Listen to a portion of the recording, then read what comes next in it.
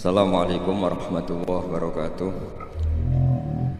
Bismillahirrahmanirrahim. Nahmaduka ya ghafuru ya syakuru. Mashalli wa sallim barik ala sayyidina maulana Muhammadin wa ala alihi wa sahbihi asma'in nama ba'du.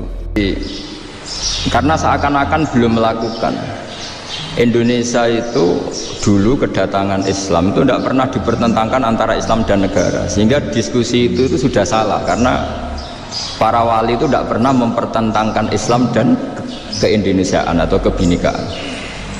Satu, bahwa para wali itu misinya dakwah. Di mana-mana dakwah itu pasti ketemu yang berbeda, mulai beda agama, beda pilihan madhab, beda tradisi, beda kultur. Jadi itu tidak perlu dipertentangkan, tapi malah itu jadi lahan dakwah. Sehingga kita ini kalau diminta diskusi hubungan negara dan agama malah bingung, memangnya kenapa? Itu seperti dulu zaman P4, saya punya kawan di Jogja, teman saya nulis tafsir Profesor Zaini, itu pernah zaman Pak Harto disuruh sosialisasi P4 di Papua.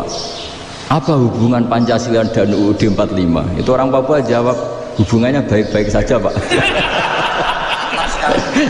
Jadi yang unik itu ketika disuruh baca Pancasila, satu Pancasila, dua ketuhanan yang Maha Esa. Nah, akhirnya 6 kan? Kenapa Pancasila jadi 6?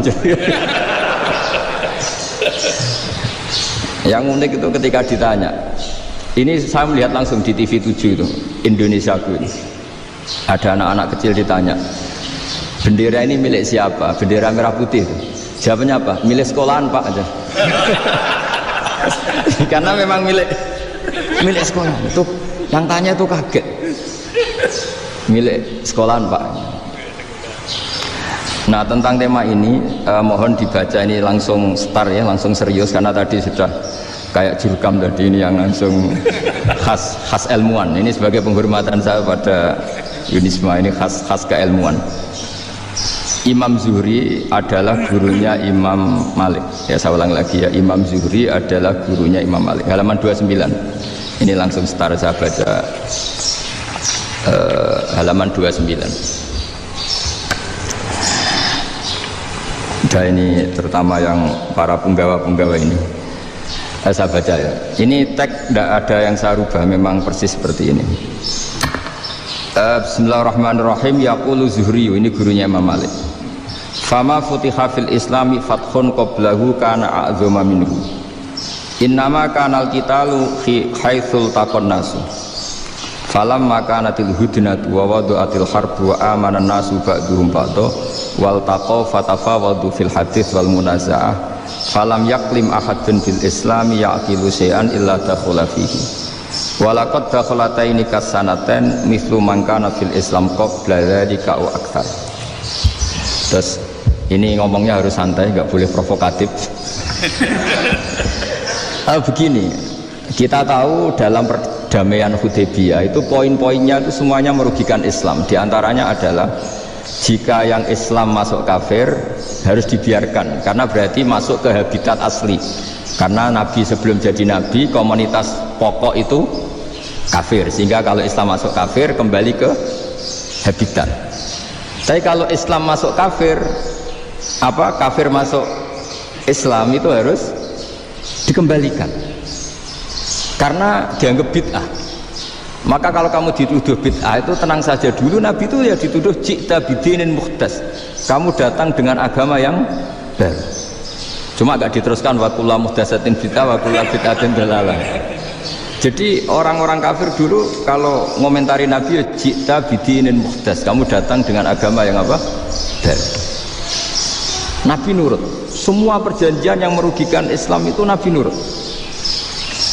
Tapi Nabi hanya minta satu hal, jangan ada perang 10 tahun. Dan orang boleh seminar, boleh diskusi tentang Islam. Ya, ini dengerin betul ini. Jadi saya tidak akan provokatif, ini pakai logika. Nanti bisa dipakai disertasi doktor. Tapi saya minta orang boleh diskusi, boleh seminar tentang Islam.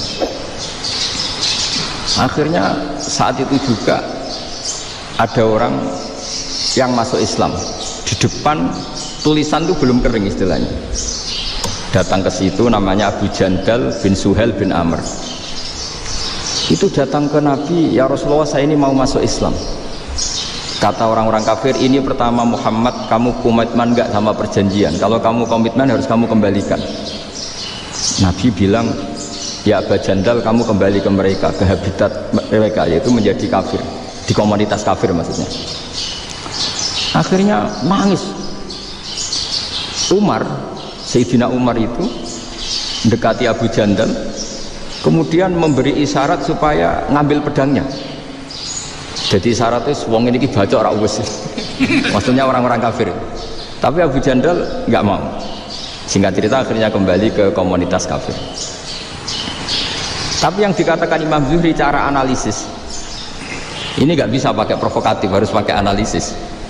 Innama kanal qitalu haitsul taqon nasu. Yang namanya perang itu menjadikan orang tidak berpikir jernih.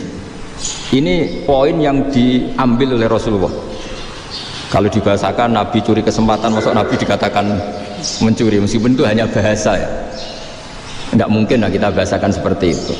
Saya ulang lagi ya. Kenapa ada perang berkesinambungan sampai tahun ke-8 Hijriah? Mulai tahun kedua ada perang Badar sampai tahun 8 Hijriah itu perang terus. Nabi sama orang kafir perang terus. Akibatnya apa Pak Profesor? Namanya perang itu ya nggak kau bermikir. Pokoknya agar ketemu Islam perang, Islam ketemu kafir perang, nggak kau bermikir. Padahal Islam itu bisa diterima oleh akal sehat, harus lewat diskusi, lewat pengamatan, lewat pemikiran, lewat pengendapan berpikir. Makanya Nabi tahu ini masalah besar. Kalau orang perang terus, itu gak kau berpikir Islam, tidak sempat diskusi tentang Islam. Makanya Nabi hanya minta satu poin. Oke, perjanjian ini satu rutin semua, tapi saya minta orang kafir semuanya boleh mendiskusikan Islam, boleh seminar tentang Islam. Mereka bilang iya, pada pikiran mereka kan diskusi paling piye. Ternyata betul, ada diskusi. Terus temanya gini, kira-kira bener di Muhammad Abi Abu Jahal. Terus Tuhan Muhammad sama Tuhan Abu Jahal itu keren mana? Diskusi. Tuhan Muhammad itu khaliqus samawati wal ardi, yang menciptakan langit bumi. Sebagaimana kampanyenya Muhammad. Ya mereka masih jangkar bilang Muhammad. Kalau Tuhan kita, ya berhala itu yang kita bikin, yang kadang rusak, yang kadang kudanan, terus lumutan, pokoknya terus diskusi. Kita kok bener pengirannya Muhammad. Terus Muhammad Abu Jahal, mulai dhisik Muhammad itu ratau bodoh nih. Mulai dulu Muhammad itu gak pernah bohong. Abu Jahal, waduh, wis bodoh nih ngongkonan.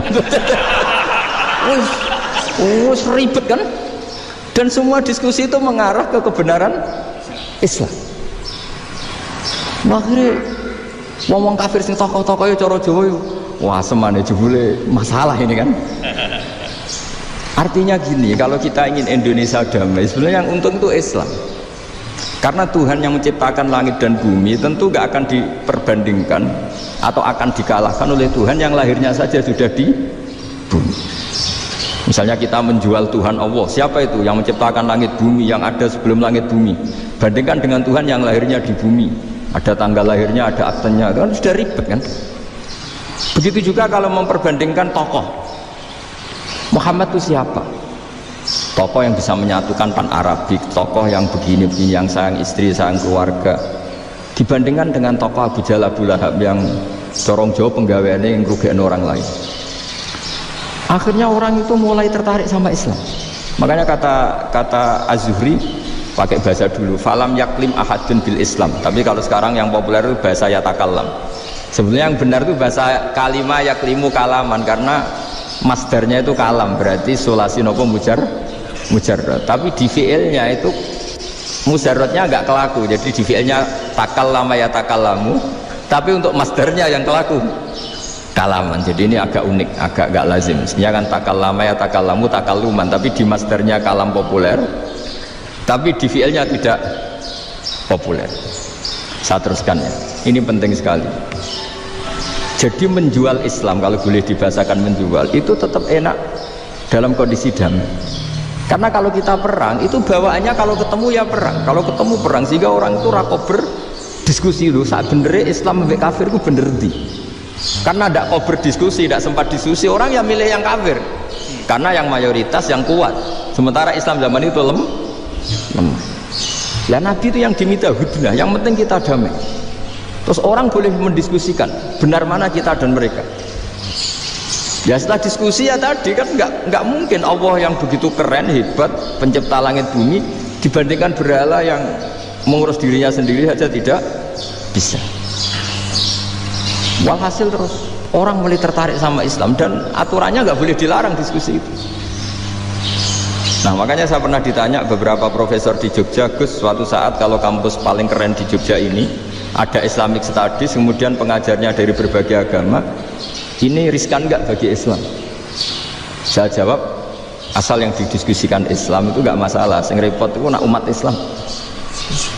Karena kalau umat Islam yang jadi percontohan, banyak raja yang dolim, banyak pemimpin muslim yang dolim, terus identik dengan Islam itu jadi dolim kan ribet. Ya kalau pas umat Islam, kalau Islam yang kumat kan jadi masalah kan. Nah ini kan terus jadi beda umat Islam sama Islam yang lagi apa? Kumat. Singkat cerita terus Islam mendapat posisi yang luar biasa. Nah makanya di sini diistilahkan falam makanatil hudnah, ketika ada perdamaian wa amanan nasu ba'dum ba'do, orang merasa aman, itu fatafawadu fil hadis wal munazaah, mereka berdebat. Munazaah itu berdebat, keren mana konsep Muhammad dengan konsep Abu Jahal, keren mana konsep Tuhannya Muhammad dengan Tuhan kita, terus diskusi dan mereka akhirnya ikrar, wah yang benar ya Muhammad. Di mana-mana Tuhan tuh ya sebelum langit dan bumi, di mana-mana Tuhan yang punya reputasi menciptakan. Masa Tuhan reputasinya diciptakan kayak berhala dan sebagainya. Ibadah juga gitu. Ibadah wong kafir itu kalau tawaf itu telanjang, ibadah Muhammad santun pakai pakaian. Terus akhirnya mereka mulai tertarik Islam. Sehingga saya lihat di beberapa tafsir, saya memang tidak akan ngomong yang tidak serius, ngergani Unisba bin Sawangane pemikir serius. Di Quran itu sampai lihat di tafsir Tobari itu ada ayat bal naqdhifu bil haqqi 'alal batil fayadmaghuhu fa idza huwa zahid. Qadhafa itu kalau di kamus tak lihat itu takallama bila dalilin. Qadhafa itu yes, pokoknya sekenanya. Artinya gini, kebenaran Islam atau kebenaran hak itu kamu taruh sekenanya saja itu tetap menang. Apalagi kamu taruh secara teratur, kamu taruh sekenanya saja itu tetap menang. Sehingga di sini banyak sahabat yang hidup di Cina. Sekarang juga banyak orang alim yang milih hidup di Amerika, banyak orang alim yang milih hidup di Inggris. Dan mereka pede, percaya diri karena kebenaran itu kamu letakkan di mana saja, itu tetap akan menang, akan menemukan momentum kemenangannya. Misalnya gini, contoh paling gampang. Dulu para peneliti, saya ulang lagi, dulu para peneliti itu ya datang kemana-mana, termasuk Ibnu Battuta, termasuk Ibnu Khaldun, ya semua peneliti itu suka neliti. Setelah diteliti, Quran itu satu-satunya kitab suci yang membicarakan sains, misalnya tentang falak, tentang astronomi, tentang asal-usul kejadian manusia, kejadian makhluk, juga bicara tentang geografi, geologis, semuanya. Sementara kitab lain hanya cerita tentang mawaid wal hikam wal ibar. Jadi diteliti kayak apa, pada akhirnya ini yang menang. Bal naqdhifu bil haqqi 'alal batil fayadmaghu fa idza huwa zahid. Saya berkali-kali cerita, ada ulama yang ahli matematika. Ketika ditanya kenapa kamu suka ngajar matematika, sampai muridnya itu ragu, ini guruku mlebu swarga ta ora, penggaweane mulang matematika. Tapi para muridnya bermimpi bahwa Imam Amudi itu disuruh ngajar para malaikat, dan itu pede betul ya. Kata Allah, ini ulama saya yang iman kepada saya setingkat iman kamu. Jadi malaikat itu tidak mungkin Gusti, kita menyaksikan langsung engkau, sementara ini di bumi nggak nyaksikan jenengan, kenapa bisa sepede dan seyakin itu? Akhirnya Imam Amudi disuruh ngajarin matematika. Jadi Anda kalau profesor itu nanti harus sempat ngajari malaikat, itu baru benar-benar profesor. Jadi nanti di akhirat ngajari siapa? Malaikat. Jadi ada seminar yang melibatkan banyak malaikat, narasumbernya itu seorang profesor. Itu ketika kenapa engkau begitu yakin kalau Allah itu Tuhan dan Allah itu Al-Wahidus Shomad. Terus Imam Amudi mulai nulis angka agak beraturan, 2, 3, 4, 5 sampai 1 miliar, 1 triliun, semuanya enggak beraturan. Kata beliau, nisbatus naini wasalasa ila ma la nihayatalaha iku nisbatul far'i ilal asli. Mbok angka sebanyak apapun 2 dibanding 1 ya far'ul wahid, 3 dibanding 1 ya far'ul wahid. Semua angka yang enggak terhingga pun dibanding 1 semuanya far'ul wahid. Semua angka sebanyak apapun itu cabang dari angka 1. Fakullu hadhil awalim far'un minal wahidis somad, yaitu Allah Subhanahu wa ta'ala. Wakil malaikat tepuk tangan, iya juga. Jadi begitu juga ada ulama itu ahli gambar. Saya dulu ngaji sama Mbah Mun Al-Husunul Hamidiyah, itu kitabnya itu banyak gambarnya. Dan kali gambar yang ngawur betul, mangga ahli gambar. Saya epol, terus sempurna lele. Semua gambar bangunan, gambar sapi, pokoknya gambar. Ternyata dia menemukan Tuhan itu dari gambar. Gambar serapi ini atau seruwet ini sama. Gambar rapi sama ruwet itu sama kalau dalam pandangan tauhid. Dimulai minan nuqtah al-wahidah. Kowe cek gambar sing rapi sing indah, cek gambarmu elek, dimulai dari 1 titik, dan titik ini nuqtatil wujud, yaitu Allah Subhanahu wa ta'ala. Jadi nek cara ahli tauhid gak penting gambare apik, menang lomba atau ora penting, butuhe hadis surah ini gambar baik yang rapi maupun ndak adalah min nuqtah dari 1 titik. Ya, alam raya sebanyak ini mbok gambar mbok ora, cek mulai Mars sampai Jupiter kabeh semua bentuknya yang banyak ini semuanya min nuqtatil wujud, yaitu dari titik wujud, ini kok Allah Subhanahu wa ta'ala. Di sini hebatnya ulama-ulama, mbok dia pengajar matematika, mbok pengajar gambar, semuanya dipakai perangkat untuk tauhid. Nah, itu kan juga bagian dari Islam damai, Islam yang sangat tidak perlu perang untuk orang dipaksa Islam. Nggak perlu provokatif kayak tadi pidatonya rektor jenengan tadi. Jadi ciri utama ilmuwan tuh kalau ngomong datar tapi logikanya nggak terbantahkan, itu ciri khas ilmuwan. Kalau ciri khas politikus kalau ngomong itu keras, provokatif lah kira-kira gitu. Tapi isinya biasa. Nah, saya berharap nanti semua profesor doktor itu datar tapi isinya kualitasnya bagus ya. Mentes. Jadi makanya terus kata ulama, kenapa diistilahkan balnat zifu bil haqqi? Kenapa pakai qadzafa sementara qadzafa maknanya takallama bila dalil? Maksudnya bila dalil di sini itu min ghairi ikhtiyajin ila dalilin. Kebenaran itu memang nggak butuh dalil. Apa kita perlu dalilnya apa? Buktinya apa? Kalau 3 itu cabang dari 1. Wong gendeng yang takut gitu pas orang gendeng. Wong 3 cabang dari 1 kok ditanyakan buktinya apa? Itu min awalil bidah. Pertama orang pasti tahu kalau 3 itu far'ul wahid, 1 juta juga far'ul wahid, 1 miliar juga far'ul. Gambar yang sebanyak apapun ya dimulai dari 1 titik, cek gambar bener maupun yang tidak. Akhirnya apa? Ulama dulu itu sebegitu rileks nerangkan tauhid. Lalu kenapa asma ini yang ya ini kan khas NU ya, khas pesantren. Sebenarnya saya keberatan pakai istilah khas NU, pakai khas pesantren, karena NU itu anaknya pesantren, jangan dibalik pesantren anaknya NU, karena sebelum ada NU itu ada pesantren. Tapi kayaknya Unisma lebih suka pakai bahasa NU, dan saya ya agak orderan yang terpaksa disuruh ngomong.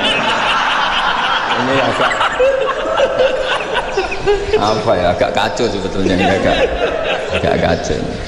Jadi NU itu sama pesantren itu tua pesantren.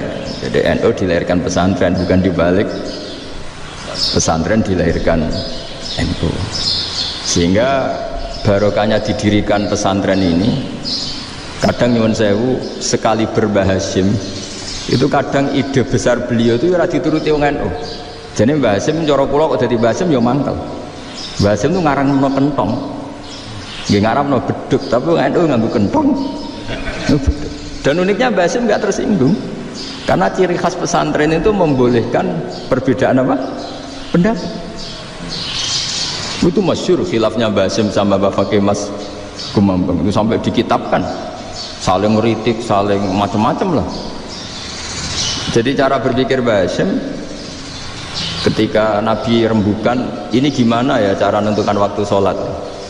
Ya pakai kentong ya Rasulullah, dzakalin nasara, itu untuk orang Nasrani. Ya pakai buk itu trompet, dzakalil yahud, itu untuk orang Yahudi. Terus ada yang lagi pakai api ya Rasulullah, dzakalil majusi, itu orang Majusi. Setelah itu ada orang datang lari-lari cerita mimpi azan tadi. Ya itu terus dipakai sarana pemanggilan sholat ya adzan itu. Sehingga Mbah Hasyim menolak kentong karena mantas sababi qaumin bahwa beliau keras sekali sampai bilang haram. Beliau judulnya ya haram, al jasus antakrimin nakus. Setelah naskah itu sampai ke Mbah Fakih Mas Kumambang di Gresik situ, di daerah Dukun situ. Dulu nggak ada WA ya, jadi sampainya ya lama. Makanya saya sampai sekarang nggak punya WA karena ya saya ulama kan, kalau WA-an terus ya jadi ulama. Nggak jadi ulama main WA-an terus itu. Nah itu termasuk rektor gak kau bermikir itu mesti kebanyakan WA. Karena kan otaknya didikte oleh sesuatu yang masuk, sesuatu yang dilihat itu kan pasti mendikte kita. Beda kalau yang enggak WA-an kan mikir apa kita yang menentukan. Kalau WA-an kan kita ditentukan. Mau mikir anaknya butuh apa gara-gara WA informasi Jakarta mikir Jakarta. Padahal secara kewajiban ngapain kamu orang Malang mikir Jakarta? Gara-gara WA mikir Jakarta belum selesai ada berita di Sulawesi, mikir Sulawesi. Habis itu mikir NTT. Makanya semua orang sekarang merasa tokoh nasional gara-gara informasi yang masuk itu nasional. Jadi Mas Yo RT yang mikir gimana Gus Indonesia. Ada RT loh. Sampai lupa kalau dia itu RT. Jadi semua orang sekarang merasa tokoh nasional. Nah, itu gara-gara apa coba? Akhirnya semua orang juga punya ide tentang nasional. Harusnya negara itu gini-gini. Jebule wonge sing duwe ikon itu sapa? RT. Ribet kan? Saya teruskan. Setelah naskah itu sampai ke Kiai Fakih Mas Kumambang. Beliau itu marah besar. Ini harus dilawan dan saya bukan karena benci Mbah Hasyim. Beliau teman saya ketika ngaji Kiai Mahfud di Mekah. Jadi Mbah Fakih dan Kiai Hasyim itu teman ketika ngaji di Mekah. Cara ngelawan tuh lucu, gak ilmiah tapi gak ilmiah, wong alim tetap ilmiah. Di mana-mana serupa itu tidak sama. Ya kalau mungkin zaman Nabi di Medina itu zaman itu kentong itu identik dengan milik Nasrani. Di Indonesia beda. Pos kampling ya kentong, kebakaran ya kentong, wae sarapan orang di LP ya pakai kentong. Jadi tidak ada jaminan kalau kentongan itu identik dengan Nasrani. Lalu haramnya di mana? Yang di mana-mana tasabuh itu identik. Ini tidak identik. Mulai masalah kan? Mulai masalah. Jadi beliau kayak judul Hazruus. Hazruus itu kepala bergeleng-geleng. Sekarangan kok ngene. Jadi sekarangan kok provokatif gitu. Nah, dan itu Mbah Hasyim ya hormat Mbah Fakih hormat Mbah Hasyim. Saya sendiri secara pribadi itu lebih suka pendapat Mbah Hasyim sebetulnya. Karena bagi saya sholat itu sakral, ya sudahlah kalau sakral ya dipanggil dengan sesuatu yang sakral yaitu kalimat thayyibah adzan. Tapi saya tidak akan bilang kalau kentongan itu haram. Karena kalau haram alasannya mirip orang Nasrani. Sementara pos kampling ya pakai kentong, ada banjir ya kentong, ada kebakaran ya kentong. Jadi tidak identik untuk misa atau untuk sholat ala Nasrani. Tapi itu dulu ya rileks saja, dua beliau itu ya saling menghormati padahal saling kritik. Dan dulu ulama yang beda madhab itu ya saling menghormati. Imam Syafi'i itu kalau sholat di kawasan Masjid Abi Hanifah ya tidak kunut. Ketika ditanya kenapa kamu tidak kunut sementara engkau berpendapat kunut itu sunat, ikroman di hadal madhab, saya sangat menghormati madhab. Imam Ahmad bin Hanbal itu berpendapat kalau orang pakai bekam, pakai iftisot atau hijamah itu batal sholatnya. Sementara Imam Syafi'i mengatakan tidak batal apa sholatnya atau wudunya tidak batal. Tapi Imam Ahmad itu ditanya, apa kamu makmum Syafi'i? Bagaimana mungkin saya tidak makmum sama wali kutub seperti Imam Syafi'i? Padahal menurut keyakinan Imam Ahmad ini sholatnya batal. Ini habis ikhtijar udah wudu. Tapi tetap saja beliau karena perbedaan pendapat di furu itu lazim. Ya orang boleh berdebat. Ketika Unisma datangkan saya, itu saking senengnya kiai, apa saking sombongnya sampai ngatur kiai, kan nggak pernah bisa diperdebatkan. Itu kan orang boleh debat kan? Itu saking angkuhnya apa saking senengnya kan nggak jelas kan? Kan dan orang boleh setuju pendapat saya, yaitu ngatur kiai itu haram. Setuju juga Pak Rektor, ekspresi mahabbah itu ya macam-macam. Dulu sahabat gitu, sahabat itu ada yang nggak kenal wajahnya Nabi sama sekali sampai akhir hayatnya. Ketika ditanya, lo kamu itu sahabat kok nggak tahu wajahnya Nabi? Saya tidak pernah berani memandang Nabi karena ijlalan Nabi. terlalu menghormati saya sehingga tidak berani memandang wajahnya. Ada sahabat yang penggawaannya dulu wajahnya sampai bisa nyifati alfiu faminunil hajib, sampai bisa nyifati detail karena dulu wajah Nabi itu ibadah. Ada seorang wali ditanya, kalau kamu di surga ingin nggak melihat Allah? Enggak. Loh, tapi semua orang ingin melihat Allah. Unazzihu dzalikal jamal an-nadhari misli, ben gak elek-elek Allah tak delok terima aku. Wong ra jelas. Berarti kok delok pengen. Banyak. Jadi justru tapi karena saking takzimnya. Enggak lah, mosok aku kok. Makanya saya berkali-kali cerita, menurut kesepakatan ulama, soft awal itu paling baik. Tapi banyak juga wali yang kalau sholat itu di belakang. Koyok paling bener yang gue ngarep. Bayangkan misalnya kamu semangat di soft awal di masjid haram, jebule sholatnya salah. Itu dari malaikat gayanya gue ngarep, jebule raro. Itu di sini-sini wong, jebule bodoh itu. Gayanya gue ngarep, jebule. Coba orang kalau sowan Mbah Mun, yang berani di depan itu kan ya ketuanya atau jubirnya kan, yang merasa tidak pati pinter-pinter kan mesti di pojokan. Artinya sudut pandang seperti itu ya sah saja, apa? Sah saja. Makanya banyak sahabat yang jarang sowan Nabi, alasannya takut ganggu Nabi. Banyak yang sering sowan Nabi, alasannya seneng Nabi. Yang sowan ya seneng Nabi, yang nggak sowan alasannya seneng. Loh, Nabi itu tokoh, punya keluarga, punya anak. Kalau saya sering sowan berarti sering ganggu. Yang sering sowan dia alasan ini khazanah kita harus istifadah.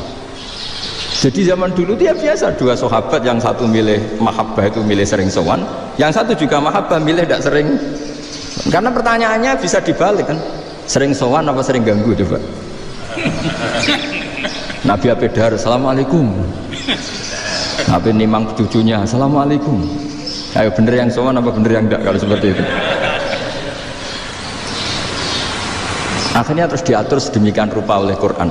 Walau annahum sabaru hatta takhruja ilaihim lakana khairal lahum. Jadi sahabat kalau mau sowan Nabi ya nunggu di sufah. Kalau Nabi keluar berarti milik publik. Sekali masuk ke dalam tidak ada sahabat yang berani sowan. La tadkhulu buyutan nabi illa ayyudzana lakum. Kalau soal sampai masuk dalam harus nunggu dipanggil. Karena sekali Nabi masuk dalam itu milik privat keluarga, milik istrinya, milik cucunya, milik keluarganya. Dan Nabi sekali keluar ke ruang itu berarti milik publik. Itu terus jalan tengah. Karena kalau langsung masuk, bayangkan saya itu sering menyaksikan Mbah Mun habis ngaji 2,5 jam ngaji Jalalain, baru masuk assalamualaikum. Padahal yai mungkin mau ke kamar mandi, mau ini itu. Jadi dulu itu Quran sangat modern. Sebelum ada dokter ngatur tamu, rektor ngatur tamu itu Islam sudah modern. Dia kan gak fair kan? Misalnya saya ke Unisma harus janjian pakai ini, terus kalau misalnya kesini selonang-selonang kan lucu kan, mentang-mentang kiai terus juga sowan-sowanan selonang-selonang. Padahal kalau kita mau ke mereka pakai protokol, sering tidak fair dunia ini. Tapi karena aku kiai oleh gelo ya sudah. Akhirnya saya memutuskan gak gampang kemana-mana karena itu. Saya sering didatangi ajudannya menteri, Gus mau ada tamu dari Jakarta tanggal ini, mesti saya ini. Mereka milih tanggal yang mereka kosong. Kok tidak mikir apa situ kosong? Tak jawab enggak sebelum diatur bahasanya dan tawaduknya gitu. Akhirnya dibalik, datang lagi, Gus jam jenengan kosong apa, kita menyesuaikan. Lah itu lagi di akhlak kata saya. Itu baru punya akhlak kata saya.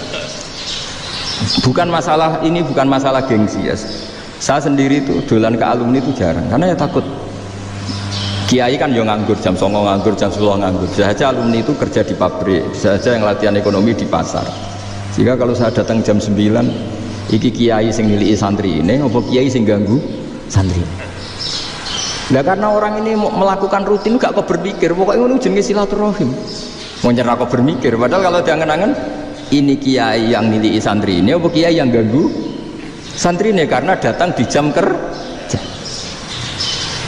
Nah, bayangkan kalau kebenaran dulu itu dikawal oleh satu peradaban perang. Jadi Nabi sesuai diangen-angen oleh Nabi. Perang Badar menang Nabi, perang Uhud menang wong kafir, perang ini gonta-ganti. Apapun itu yang penting satu kesimpulannya, cara Rasulullah kesimpulannya satu. Orang tidak kober mikir kebenaran secara mengendapkan pikiran dengan pikiran jernih. Maka hebatnya Nabi ketika perjanjian, pokoknya saya minta nggak ada perang. Dan orang boleh mendiskusikan Islam. Itu luar biasa idenya Nabi. Karena bawaan perang itu wong kan nggak kok bermikir. Ibarat seorang misalnya senang satu perempuan, ketemu rivalnya langsung perang kan gak mikir. Tapi kalau kau bermikir, diangen-angen cawe wedok iku ora seneng aku. Untungnya apa untuk wong ayu ora seneng, malah mau loro hati. Terus sudahlah, buruan dialihkan kemana kan gitu. Itu nak mau amen WA nan tukaran lewat SMS atau tarung langsung ora kau bermikir. Tapi kalau kau bermikir, akhirnya berpikir deh. Perempuan tadi sebenarnya yang disenangi siapa? Oke, ternyata senang Pak Erick. Sudah kita ngalah. Karena tidak ada nikmatnya kan menikahi perempuan yang sama sekali tidak mencintai kita. Tapi kalau nak kau berpikir pokoknya diprovokasi, wah gue kalah mbak A, gue kalah mbak B, pikirannya kan ojo sampai kalah. Bareng wis menang ternyata ada mas lah. Nah bayangkan Islam itu seperti itu dulu, dipertarungkan. Doang Islam itu dinu aklin, agama yang diterima dengan akal sehat. Tapi sekarang ukurannya perang, yang menang berarti benar, yang menang benar, kan terus jadi repot. Itu Nabi tidak ingin, makanya Nabi ingin sudah nggak ada perang. Nah, makanya kata Imam Zuhri, fathul Islam terbaik adalah orang boleh diskusi tentang Islam dan tidak ada perang. Lagi-lagi penting, tidak perang itu penting, silmun itu penting, perdamaian itu. Setelah tidak ada perang, akhirnya fatafawadu fil hadis wal munaza'ah, orang boleh diskusi apa saja, termasuk boleh adu polemik. Konsep satu Tuhan dan Tuhan banyak diperdebatkan. Akhirnya Nabi secara rileks bisa menjelaskan. Muhammad, urusan kita banyak. Kalau Tuhannya satu tidak cukup, Tuhan harus banyak untuk menyelesaikan berbagai urusan. Ada Tuhan bagi rektorat, bagi macam-macam kan. Ada Tuhan untuk ngurusi utang, ngurusi BPKB, macam-macam. Terus kata Rasulullah, enak saja Nabi jawabnya. Ya kalau kamu punya majikan banyak, perintahnya beda-beda, kamu mangkel enggak, bingung enggak? Ya susah, Mat. Kalau majikannya banyak, perintahnya beda-beda, kita jadi repot. Seneng mana? Seneng majikan satu. Ya sudah, Tuhanmu itu majikan kamu. Kalau Tuhannya banyak, perintahnya macam-macam, kamu yang repot. Akhirnya ya sudah, Mat, Tuhannya satu aja. Nah, itu ya barokahnya diskusi tadi, barokahnya enggak perang. Daraballahu mathalan rajulan fihi syuraka'u mutasakisuna wa rajulan salamal lirajul hal yastawiyani masalah. Terus alhamdulillah. Jadi orang yang paling kafir pun saat itu taslim. Nah, ini kembali ke kalimat la ilaha illallah. Saya tidak perlu provokatif, pasti teori saya itu benar. Bukan saya bilang benar itu karena sombong, enggak. Ini sesuai teks. Misalnya begini, benar enggak kelompok takfiri yang suka ngafirkan orang lain? Itu pasti tidak benar. Logikanya gampang. Orang yang kafir 70 tahun saja dengan melafadzkan la ilaha illallah menjadi muslim. Masa dengan kalimat yang sama yang muslim menjadi kafir? Itu logikanya kan enggak ketemu. Orang kafir 70 tahun untuk menjadi muslim disuruh baca apa? La ilaha illallah. Tapi gara-gara baca la ilaha illallah nyekel patok jadi kafir. Pertanyaannya, loh ini kalimat apa? Kalimat untuk mengkafirkan apa kalimat untuk mengislamkan? Karena yang kafir dengan kalimat itu menjadi Islam, ternyata yang Islam dengan kalimat itu menjadi kafir. Itu ketemu nggak? Cara logika itu kan nggak ketemu kan? Makanya cara pikirannya Abdul Hasan Asadili, dan saya setuju pikiran itu. Istighfar ini boleh orang Jawa Timur protes karena kadang beda manhaj, tapi jangan protes saya, protes Abdul Hasan Asadili, kualat mesti sampean. Ketua Torekoh napa? Sadiliyah. Cara madzhab Sadili, dan Anda boleh berbeda madzhab, mencari khasnya wong kampus wani beda. Beda kapasitas lah, butuhnya beda. Dan ketok pinter, ketok kritis tuh. Cara madzhab Abdul Hasan Asadili itu gini Pak Rektor. Jadi istighfar itu baik, tapi ba'da kamali tauhid, setelah tauhidnya itu benar. Alasan beliau masuk akal. Ketika ada ayat fa'alam annahu la ilaha illallah wastaghfir li dzambik, bihadil kalimah. Jadi orang boleh istighfar setelah tauhidnya benar. Alasannya Abdul Hasan Asadili begini. Qul lil ladzina kafaru iyantahu yughfar lahum ma qad salaf. Katakan kepada mereka yang kafir, sekali mereka tidak kafir, maka otomatis dosanya masa lalu diampuni. Pertanyaannya, yang bisa menghentikan kekafiran itu kalimat apa? La ilaha illallah. Dengan hanya melafadzkan la ilaha illallah Muhammadur Rasulullah, langsung yughfar lahum ma qad salaf, langsung dosanya diampuni. Berarti yang menjadi pengampun dosa lah, penyebab pengampunan itu apa? La ilaha illallah. Itu bahkan orang kafir belum istighfar.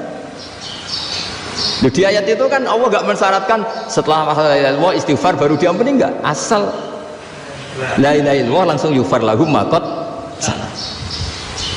Saya ulang lagi ya, jelas ya. Jadi kulil ladzina kafaru iyantahu yufar lahum ma qad. Nah sekarang iyantahu, mereka berhenti dari kafirnya. Syaratnya pakai apa? La ilaha illallah Muhammadur, itu langsung yufar lahum ma qad. Artinya apa? Ghufranullah itu bisa didapat hanya dengan mujarrodut tauhid, yaitu hanya dengan melafadzkan kalimah thayyibah. Dan sahnya istighfar juga berdasar kalimah thayyibah itu. Misalnya gini, orang kafir sebelum Islam melafadzkan astaghfirullah, astaghfirullah, astaghfirullah, kira-kira diterima enggak? Enggak kan? Karena syaratnya istighfar ba'dat tauhid. Nah makanya dalam mazhab Sadzili istighfar itu setelah la ilaha illallah. Karena cara pandang ya seperti itu. Jadi fa'alam annahu la ilaha illallah wastaghfir li dzambi. Jadi dengan kebenaran tauhid saja ini sudah cukup kita insya Allah layak diampuni. Karena innallaha la yaghfiru ayyusyraka bihi wa yaghfiru ma duna dzalika liman yasha. Jadi orang yang tauhidnya benar itu bisa diampuni Allah asal tauhidnya benar. Itu Allah ngendikan liman yasha wa yaghfiru ma duna dzalika liman yasha. Dawe Imam Suyuti walam yakun liman yastaghfir. Jadi orang yang bertauhid secara benar meskipun gak sempat istighfar itu tetap potensi diampuni. Karena bawaan tauhid itu sudah menjadi layak diampuni. Kayak orang kafir sekali ngelafadzkan kalimat tauhid mbok gak istighfar langsung diampuni. Nah, karena melihat seperti itu terus orang berlomba-lomba memperbanyak jumlah lafadz la ilaha illallah. Jadi kita-kita yang alim, kita semua, saya tidak bilang saya, kita termasuk yang di pinggir-pinggir saya ngaku alim nggak masalah lah sopai. Kita semua yang alim-alim itu tahu bahwa la ilaha illallah itu super. Sudah bawaannya tauhid, juga punya kelayakan diampuni. Nah kemudian nasib kita agak sial, malah kalimah ini dituduh bid'ah, dituduh khurafat. Mergo Nabi nggak pernah tahlilan, Nabi nggak pernah. Nabi gak pernah tahlilan, kalau diartikan Nabi ratau maca la ilaha illallah gak kalimah ini. Nah, ini provokatif ini. Jadi ini sudahlah keanehan-keanehan ini kita terima karena ciri utama wali, ciri utama ulama itu wa uyu fisabilillah, harus pernah disakiti. Jadi kalau Unisma sakit karo dituduh apa? Dituduh bid'ah itu berarti belum calon ulama. Anjar ulama itu wa'udhu fisabilillah, harus disakiti. Jadi kalau kamu disalahpahami itu ya harus santai. Provokatif tadi. Iya, termasuk provokatif tadi. Termasuk diatur tadi. Jadi kalau cara berpikir kan, karena mereka itu memang kalau kita turutin itu memenya itu terlalu, kadang menghujat kita itu enak ya jadi GNU, ada orang mati datang, kiainya dapat makan, dapat rokok, terus pulang gitu. Jadi apa, terus kita kayak tersangka terus. Kita kan kayak tersangka terus, tertuduh terus. Terus yang orang NU ya memenya juga nggak kalah ekstrimnya. Boleh ya ajaran orang nggak boleh ngasih-ngasih kiai gitu. Berarti boleh dong ajaran kikir gitu. Jadi memang kadang apa ya, cangkem elek lah bahasa kasarnya itu. Itu memang kadang lebih mengenakan. Kalau kita datang ke acara mayat kan dapat makan, dapat minum. Kalau yang sahibul bait rokok ya dapat rokok. Kalau kiainya dapat wajib, kadang 20.000, kadang 50.000. Terus memenya itu kok setega itu ya, ada orang meninggal kok malah kita makan-makan. Seakan-akan kan kultur ini biadab kan gitu. Tapi yang orang NU kebalikan balas. Oh ternyata nggak boleh ya mayat disodakoi, ternyata nggak boleh ya orang dermawan. Berarti Islam membolehkan medit ya gitu. Ya model ini kan. Angen-angen itu luwih mandi timbang takbir ya kan. Karena ini kan memicu emosi kan. Memicu apa? Emosi. Nah tapi saya kalau disuruh bela mana itu tidak ada yang saya bela. Ya seorang sudahlah, kalau mau nganggur saja sudah itu. Ya tapi itu memang apa ya, itu khazanah Islam, ada yang kritik, ada yang enggak. Ya itu memang khazanah, ya biasa aja, kalau saya biasa. Karena dulu ulama itu sudut pandangnya itu ya seperti itu. Ada yang ulama suka ibadah itu sholat, ada yang milih apa tidur. Sampai Imam Ghazali bilang suatu saat ibadah terbaik di zaman akhir itu tidur kan. Sholat saja kalah sama tidur kan. Tapi itu loh ya, Yang wajib tetap loh, terus kamu gak sholat wajib. Begini beliau mencontohkan itu. Ada orang sholat tahajud terus obsesinya itu ingin hajatnya terkabulkan. Sementara yang tidur obsesinya nikmati rahmatnya Allah, boleh tidur, bisa tidur. Kata Imam Ghazali, timbang kita tahajud terus nuntut pangeran aduk turu. Mergo engko dia akibat terus setan memberi bisikan, lo nyatanya kamu tahajud ya gak terkabul. Berarti cerita bahwa Nabi ngendikan kalau doa tahajud mustajab enggak. Daripada ngono kan turu ora tau donga ya. Timbang abri-abri Islam ya, timbang eleng-eleng apa? Islam. Jadi ulama itu mulai dulu itu sudah berpikir. Banyak orang menjadikan tahajud sholat malam itu media untuk hajatnya. Dan kalau gak kesampaian ini mutung. Nyalahkan kiainya ijazah ramandi. Macam. Daripada ngono ora usah apa? Tahajud turu. Dan jenis kayak ini tuh banyak. Makanya ulama kayak saya itu saya enak dewe itu ya jarang. Saya sering didolani muhibbin terus bilang Gus saya doakan gini-gini saya mau nyalon bupati atau saya gini, saya bilang gak waduh orang dongo nak ramandi darani ulama dongane ramandi. Nak mandi kamu jadi bupati tetap nganggep karena beli. Sopo sing ora roh bupati saya gak beli. Ribet kan? Ketika mereka jadi ngunsurkan doa kamu apa karena kemarin beli? Yang beli maksudnya nggak beli gak usah tersinggung. Jadi ribet ngadepin. Nggak artinya gini loh, boyo doa itu jangan dipakai begitu. Kalau minta nasihat tak nasihati jadi bupati yang baik, gubernur yang. Kalau minta doa itu resikonya. Akhirnya gini kalau diminta doa ya doa, sebenarnya diisinya itu nggak doa kemenangan. Selamat. Itu mau selamat gitu. Karena ribet. Makanya Islam itu doa itu setelah iman. Aturan iman benar baru doa. Aturan iman benar termasuk Allah itu yaf'alu ma yasha, boleh melakukan yang dikehendaki. Allah nggak boleh terdikte oleh doa kita, nggak boleh. Ya saya ulang lagi ya, madzhab Hasan Asy'adili ini khas kita. Jadi la ilaha illallah itu didahulukan sebelum istighfar. Tapi kebalikannya madzhab Imam Sanusi itu dibalik. La ilaha illallah itu kalimat yang sakral. Karena yang sakral dibutuhkan muqaddimah, yaitu yang melafadzkan harus yang sudah bersih, yang sudah steril baru melafadzkan la ilaha illallah. Maka dalam madzhab Sanusiyah istighfar dulu baru la ilaha illallah. Nah dalam madzhab Abu Hasan Asy'adili kebalikan, istighfar itu sah setelah sahnya tauhid. Kamu ikut mana tuh? Asy'adili apa Sanusiyah? Alhamdulillah sama-sama tidak paham ya sudah. Akhirnya tidak, ya nggak kemana-mana kan. Jadi apa ya? Terus ini saya teruskan ini biar khas pesantren atau khas NU lah, kalau bahasa Pak Rektor khas NU. Ini Ben sampean tahu beberapa perbedaan itu lazim, halaman 24 ya, halaman 24 sama 25 tak baca, ini masih orisinil. An Sufyan bin Uyainah, ini juga gurunya Imam Syafi'i. Kata Sufyan bin Uyainah, beliau cerita kana Isa wa Yahya alaihi salam ya'tiyanil qaryah fayas'alu Isa an syirari ahliha wa yas'alu Yahya an khiyari ahliha. Jadi Nabi Isa dan Nabi Yahya itu satu generasi, sama-sama masih muda. Kalau di satu kampung yang Nabi Yahya tanya, ini keluarga terbaik siapa? Saya mau nginap di situ karena kumpul orang baik itu nyaman.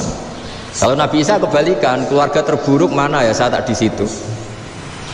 Nah terus akhirnya faqala lahu Yahya lima tanzilu ala syirarin nas, kenapa kalau kamu bermalam kok malah kumpul orang-orang yang nakal? Innama ana tabibun udawil mardo, saya ini nabi barat dokter, di mana-mana dokter yang ngumpuli yang sakit, ngobati yang sakit. Makanya di NU itu ya banyak kiai jazab mengumpuli yang nakal-nakal. Nak tepak yang entas yang nakal, nak tepak ya katut. Ini adu nyali lah sudah gitu. Tapi itu ada ilmunya, yaitu niru Nabi siapa? Isa. Kalau kamu dokter penelitian itu cari daerah yang banyak pandemi apa yang bersih? Yang banyak pandemi, karena yang namanya penelitian ya di situ kan. Kalau kamu dakwah ngentas kemiskinan, ke daerah miskin apa daerah kaya? Nah sama, kalau ngentas kefasikan ke daerah fasik apa daerah orang soleh? Fasik. Ya, tapi itu Nabi Isa. Nah kalau kamu tidak Nabi kan potensinya kan ngantut itu. Tapi setidaknya bahwa kita sering disalahkan karena punya beberapa tokoh yang ngancani fasik-fasik, itu sebenarnya ada dalilnya, yaitu Nabi siapa? Isa. Nah terus masalah tegas dan lunak. Ketika ada mahasiswa misalnya pacaran, boncengan lanang dan perempuan, itu pilihan kita apa? Kalau tegas, terus gak mau mendengar kita. Misalnya gini, contoh gampang, tak beri contoh Pak D. Jangan orang tua, nanti secara fikih itu beda. Nah ini kan kita orang pesantren, biasa ngaji fikih detail. Kamu Pak D seorang perempuan, mahasiswi misalnya, sering pacaran. Setiap ke situ sama pacarnya kamu diam saja. Padahal kamu dosen keislaman. Mesti pawanaan kamu nyimpulkan, ternyata pacaran itu tidak apa-apa. Buktinya Pak D itu tidak negur, menengah. Ini berarti as-sukut alal mungkar. Tapi kebalikannya, Pak D ini terkenal keras. Nak rono mesti raja aku ponaan. Akhirnya yura rono. Mesti ngerti nak mesti diamuk. Nah, dua orang ini sama-sama gagal kan? Yang lunak menjadikan ponaannya pacaran terus karena enggak negur sehingga dikira membolehkan. Sing keras juga gak sempat bina wong rono era wani. Akhirnya dua orang ini sama-sama enggak ketemu, sama-sama enggak berkesempatan membina kan? Gagal membina kan? Karena yang keras ponaannya enggak pernah situ, berarti enggak bisa bina kan? Yang lunak membiarkan berarti juga ada bina. Nah, Islam itu antara dua itu. Ya agak terlalu lunak, enggak terlalu keras. Karena kalau terlalu keras, misalnya ada kiai terlalu keras, lu masyarakat mau tanya itu gimana? Lari kan? Lu saya ini punya pengalaman pribadi. Saya ini kan kecelok orang alim. Itu kalau pernah ya saya itu berusaha ya pokoknya ya seumumnya orang alim lah. Tenang, terus anteng, enggak gejlok-gejlokan. Itu enggak ada yang tanya. Saya mimpi ketemu beberapa ulama itu disalahkan. Terus umat saya kalau mau tanya itu ke siapa? Wong alim wis wibawa, meneng tambah banget wibawane. Malah Quran sering gojlok rektor macam-macam. Terus wong wanita kok, saya biasa ke pasar pandangan dicegot orang. Gus, putri saya itu sering keluar darah tapi melebihi batas haid gini-gini. Kalau badhe sowan jenengan, enggak usah sowan ngene mbek ngadeg-ngadegan. Terus tanya, yang haid berapa hari, Gus? Ya supaya rudat ilal adat sebelum dia punya penyakit istighadah itu berapa? 6 hari ya sudah, kembali 6 hari lainnya mustahadah, tetap sholat, tetap normal. Tapi kalau saya wibawa mau pasar gue tasbih dulu iku mesti wong salaman njaluk donga yakin. Tapi baru kayak rada uraan ketemu wong-wong, dol pening ndi? Mak pening ndi?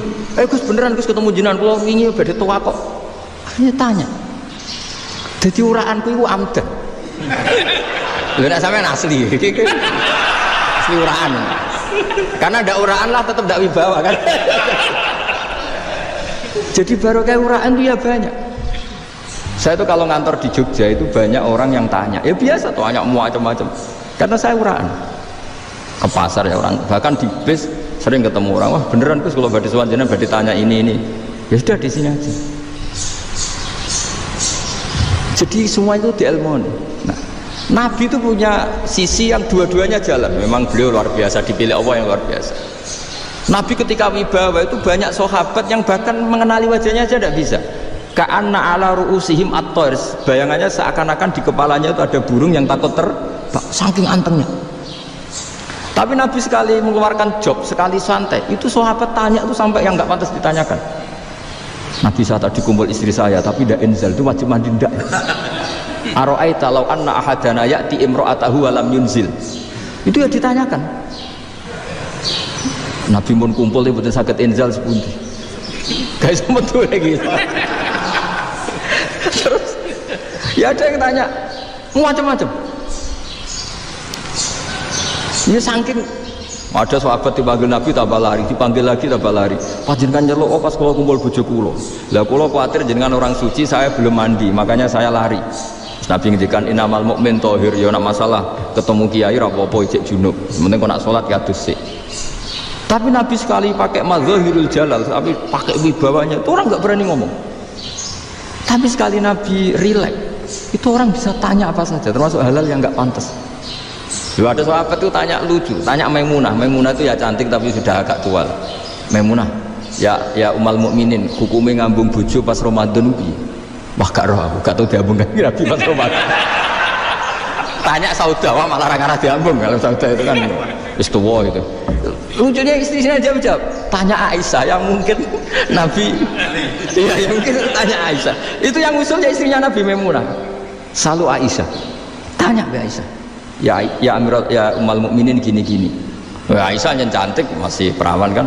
Qabbalani Rasulullah bahwa oh Nabi biasa ngambung-ngambung pas Ramadan dan beliau tetap puasa. Akhirnya fakih ngarang kan wa takbil fi Ramadan wa tublah la tubtilu shauma ngambung murah. Iku ya udah biasa di sini. Ya nasi bojone ayu. Nah ini artinya seasik itu. Jadi garwane Nabi sing ngrasa rodok tuwa. Wah, aku ora tahu ya. Kok Aisyah. Serilek itu dulu itu. Maksudnya orang Islam pertentangan itu. Maksudnya ini balik semua ini bedanya orang pesantren sama orang kampus. Kalau orang kampus mau cerita agama itu rahmatan lil alamin, tapi nyontokno rileke ora iso. Agama itu rilek, tapi nyontokno rileke ora iso. Mergo ya rapati ngaji. Contohnya ora iso, tapi mau gawe kaidah kok Islam itu rahmatan. Jadi Nabi itu lah, Allah juga gitu. Allah itu kalau sudah memperlihatkan madzahirul jalal itu mbok malaikat Jibril rawan ketika Allah dengan madzahirul jalal. Tapi kalau Allah dengan madzahirul jamal, madzahirul apa? Jamal. Iku yo gojo-gojo kan ambek makhluke gojo. Yo buli-bulian terusan itu. Ya sampean delok ning hadis syafaatul akhiru man dakhalal jannah atau akhiru man kharaja minan nar itu di beberapa judul. Ada seorang rojul yang ahli neraka ya, ini dintas baik pangeran terus didudono swarga.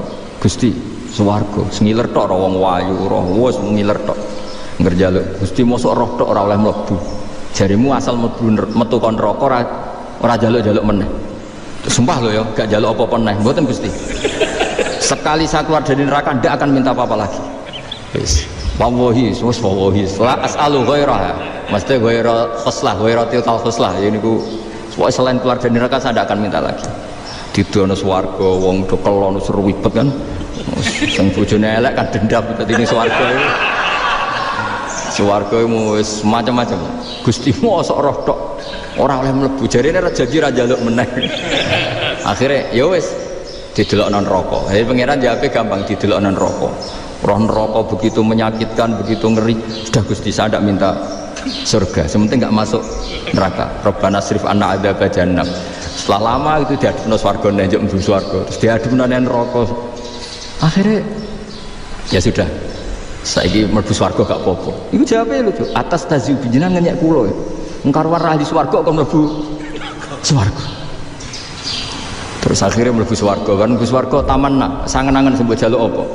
Orang ngangen-angen yang indah-indah, laka wa asratu amsal yasiku tak turuti wa asratu amsalih lan lipatan ke-10. Jawab wong lanang iki lucu. Atas tazi ubi wa anta rabbul alamin. Jenengan pangeran kok ngenyekan. Maksudnya wis karuan aku ora mantu. Terus dari pangeran la astazi ubika walakinni ala ma asya'u qadir. Aku gak ngenyek kowe, pancen aku pangeran. Nuruti kowe iku iso. Jadi Allah sendiri ketika dengan madzahirul jamal itu malaikat ya ono sing wani bantah. Masyhur itu kan malaikat yang bantah pangeran atas alufia mayusidu via wasfikut karena Allah dengan madzahirul jamal. Yang paling masyhur Nabi Musa. Nabi Musa itu ketika Nabi Mi'raj itu beliau kira-kira di langit keempat lah yang masyhur atau kelima melangkahi. Nabi Musa menangis, ya Rabbi ini apa-apaan? Orang sing ja'a ba'di kemudian melangkahi makom saya ini apa-apaan? Jadi Nabi Muhammad kan apapun hebatnya kan junior. Kok melangkahi makom saya ini apa-apaan? Enggak fair.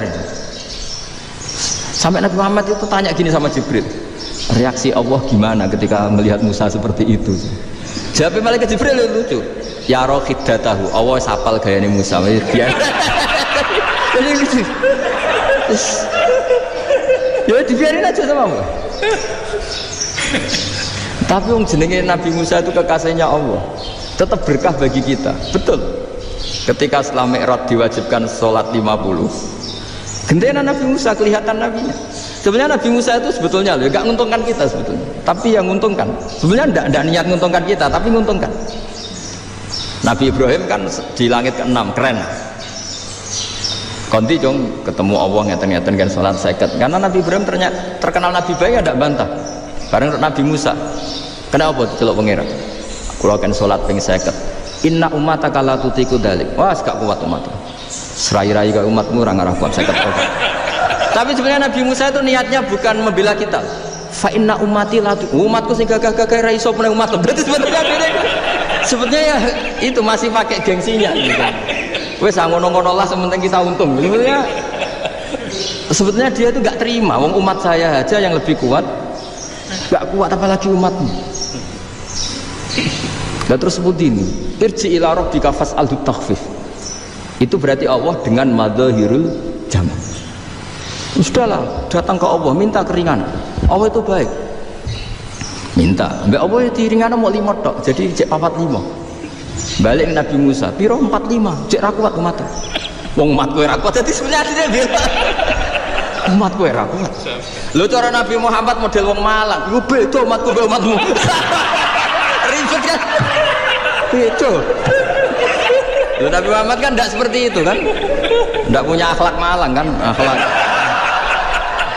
Maksudnya akhlaknya mujur itu, akhlak yang baik gitu. Ya akhlak yang mujur, bukan yang malang gitu. Jadi Nabi ya manut. Tinggal 40 kan, dikurangi lagi 35 sampai 9 kali kan, masyhur itu. Ya kan kalau dikurangi 55 kan berarti turun naik kan 9 kali. Itu setelah 5 itu Nabi Musa aja usul masih ragu. Itu cara Nabi munggah nentek.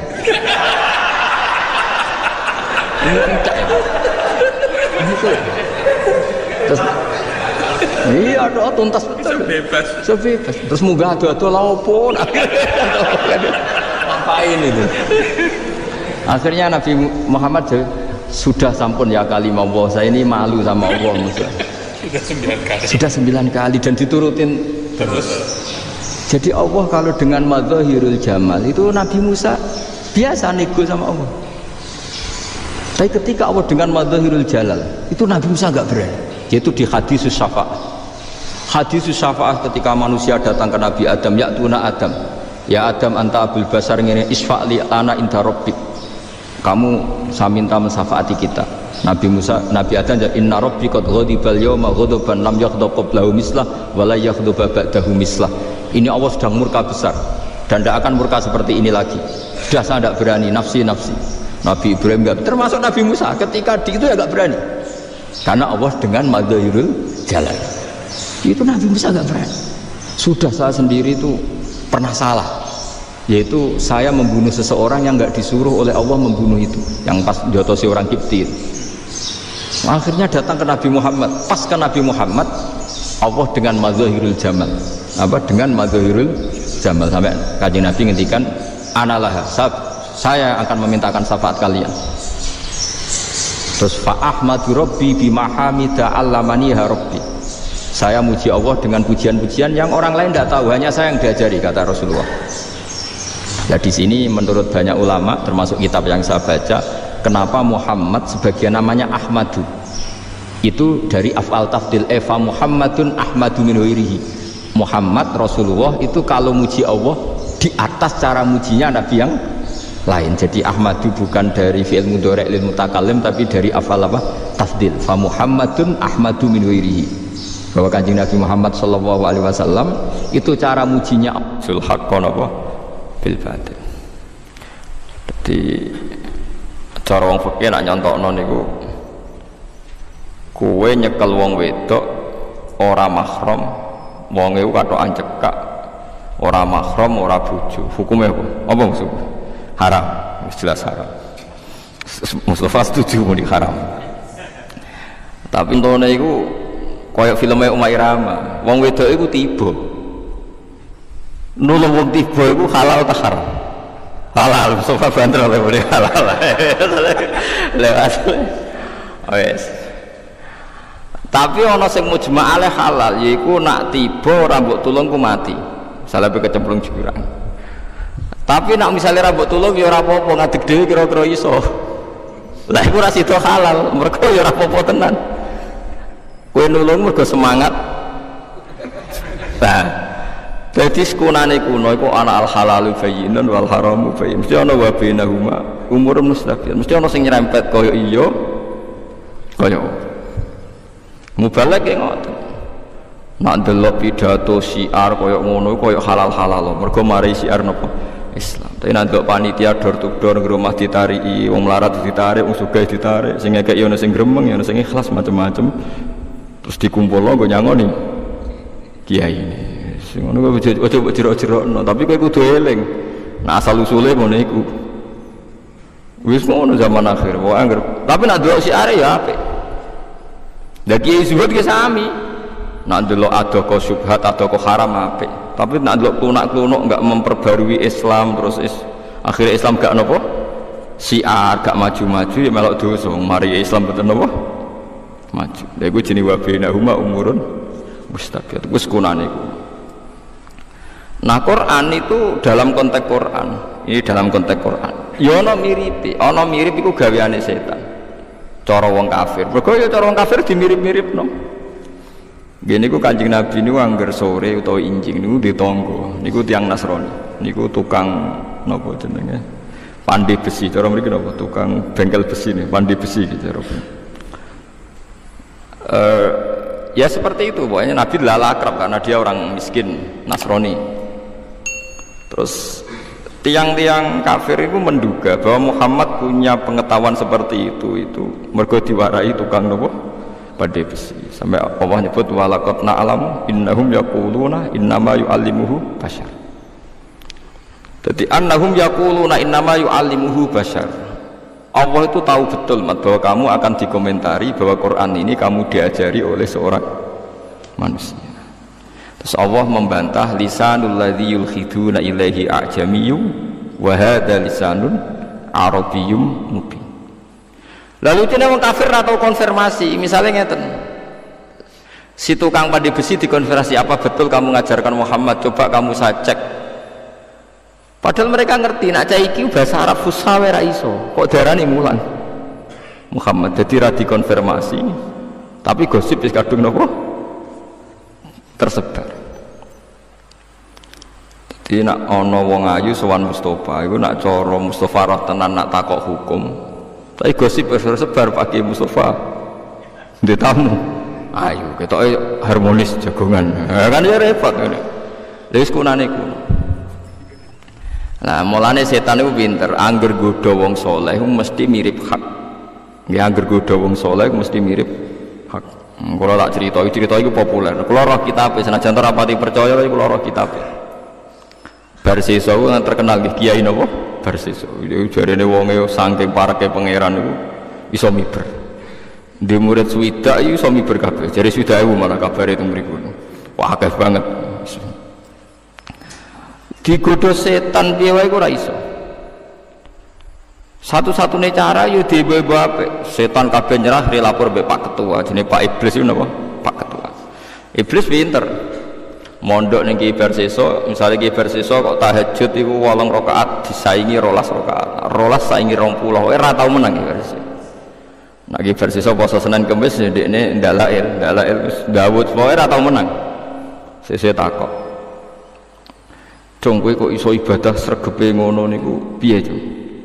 Rahasia ya. Ora kudu mbok dudono aku kepengin ibadah kaya kowe. Niku ya, kula niku anggere salat tahajud terus badhe leren niku. Niku anggere eling maksiat kula niku mboten sida terus kula terusno. Dadi godane lewat daya tarik sing berupa apa? Ibadah. Mergo kiai daya tarike. Dadi intine kowe ora iso istirahat ra kepen turu mergo eling maksiat iya. Nah aku pengen koyo kowe. Ya kedarak maksiat riyen. Wah, soalnya tertarik. Karena kuncine ora futur, ora napa? Jeda, ora kesel. Niku napa? Eling napa? Maksiat. Mulane sampean hebat tenan eling maksiat tetep ngene wae ibadah biasa piye. Kowe wis wong dablek tenan iku wis. Eling maksiat tapi tetep rokokan. Sampai bakas gedon maksiat mangan, bariku glegeken turu. Itu bagus itu, mergo kowe nak terus tenanan malah koyo setan sering gitu apa? Barseso. Berarti itu sudah lebih maju, berarti Anda lebih apa? Maju. Bagus ya. Tak anggap wong alim tenan gitu. Berarti wong pinter tenan. Akhirnya setan cocokan. Lah maksiat apa, Cung? Selingkuh, Mbah. Wah, kegeden Cung zina iku apa? Kegeden. Mateni wong. Kegeden, Cung. Sing sedengan. Ngefly, Mbah. Ngefly iku nyabu. Wah itu cocok sedengan. Akhirnya Pak Barsiso mau dijak. Dulu itu yang namanya ekstasi atau nyabu itu pasti di warung perempuan, jadi buatan beredar ke rumah-rumah nopo keluarga. Hasil marung ngombe arak, riyen anane arak. Ngombe arak mabuk. Bareng mabuk merkosa bakule wedok, bojone lanang teko ngamuk dipateni, berarti sempurna kan? Sing pertama muni dosa gede mateni dihindari, saiki yo mateni. Dosa gede zina yang paling dihindari akhirnya wis napa? Zina. Gara-gara asal usule minum napa? Minum arak atau minum sesuatu sing napa? Memabukkan. Makanya ulama itu kalau bikin urutan dosa besar kan syirik, mateni wong, zina, mabuk. Tapi ono ulama sing gak trimo dihitung mabuk, perkara nek wis mabuk wis dok ndi-ndi. Lah setan pinter, intinya talbis, menggodanya adalah lewat sesuatu sing cara zahir bener, rupa-rupanya daya tarikin apa? Ibadah. Mulane kok sampean niku wis bener, meskipun sering maksiat itu ibadah biasa. Engko nak berlebihan sering tahajud untuk wangsit malah jadi penggantine Nabi sinten Isa, malah repot. Mulane sanut aku lah, mulane kita kandhani ngadul aku. Wis ibadah ku biasa, sing wajib-wajib tok, sunat ya nak pas happy, sunat nak ora timbang gremeng ya ora, wis penting biasa. Ada cerita lagi, kalau ini kitabnya benar, kalau tadi itu mukhtalaf alaih, cerita seperti tadi itu mukhtalaf, tapi ada kitabnya, saya pernah baca. Kalau ini benar, ada ulama atau kiai yang nggak pernah maksiat. Itu setan juga doni pinter, ya kok wedok tiba. Walhasil ana anake raja iku wayu dlalah lara nemen. Terus raja ini dibisiki setan sing iso nambani iku fulan ini, seorang ahli ibadah sing nemen oleh ibadah. Bareng diparani Pak Yai ini harus berobat di jenengan. Kiai ini pertama mikir, waduh kok ayu. Tapi kok loro, nolak iku nolak wong loro, nrimo wong ayu. Cara Mustafa jenggot kan ditampa karuan. Paham ya? Kan aman. Soalnya jenggot memati kan aman. Enggak aman tuh. Misalnya wong penyakit saiki homoseksual ganteng ya ora, nom ora, ayu ora kan wis aman. Yang rumah Mustafa ini aman. Tapi rawan keselan gitu, gak jelas prospeknya. Walhasil akhirnya ditompo atas nama cara hukum syariat piye wae pasien, piye wae wong loro. Paham ya? Bareng diobati ya supaya mulai tertarik, akhirnya zina. Bareng zina wedi konangan dipendem, bareng dipendem sesuai dadi gosip Pak Yai iki mateni tiang sing dadi pasien. Lagi-lagi setan selalu memanfaatkan sesuatu sing sawangane bener, nulung wong wedok sawangane loro. Iblis oge ibu-ibu napa? Ibadah. Iku paling angel ning gone bab godaane setan. Tapi kowe tak jamin kowe iku mate Kanjeng Nabi Muhammad sallallahu alaihi wasallam gak bakal menangi setan sing secerdas ini, tak jamin. Setan ning umat Nabi ku geblek kabeh, mun nang ngandel kula geblek kabeh. Wes gobloke ra karuan setan. Kalau nanti ngaji teng kajen tak terang, setan saiki wis gobloke tenan. Muga-muga kula ngomongi ora didengar napa setan. Lha setan zaman akhir ora goblok piye?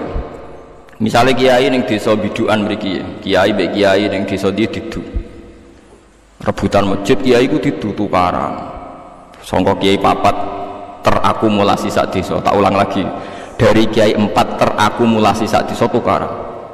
Setan bangga iso ngedu kiai. Jebule kiai ini terus minggat ke Gunung Kidul gawe pondok.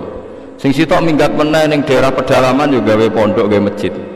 Akhirnya mestinya Islam hanya tersentralisasi ning beduan, gara-gara didu tukaran malah nyebar tok dindi. Dadi setan Indonesia ku goblok. Ora ana kiai utawa gus tukaran kecuali mencelat ning ndi wong jenenge wong saleh tetep gawene ku masjid mek musala. Tak malah tempat sujud menyebar kemana-mana. Lha iku setan ora roh, cek goblok. Mestine ku ana kiai ku didamekno ben ra berkembang, perkarane upak-upek ning kono, paham ya? Mulane kula nu nak ra ngaji iki ku ya kepengin rangno, nak rangno kuwatir setan roh terus merubah strategi.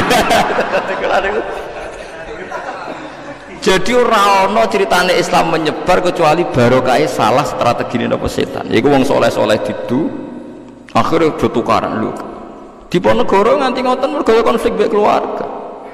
Sebelum melawan Belanda kasusnya konflik keluarga. Pangeran-pangeran Jogja wah sing wong alim. Gara-gara konflik metu tok ndi-ndi. Termasuk sanad kula niku wonten sing tok Syekh Bakir Jogja niku keluarga keraton generasi keempat saking kula.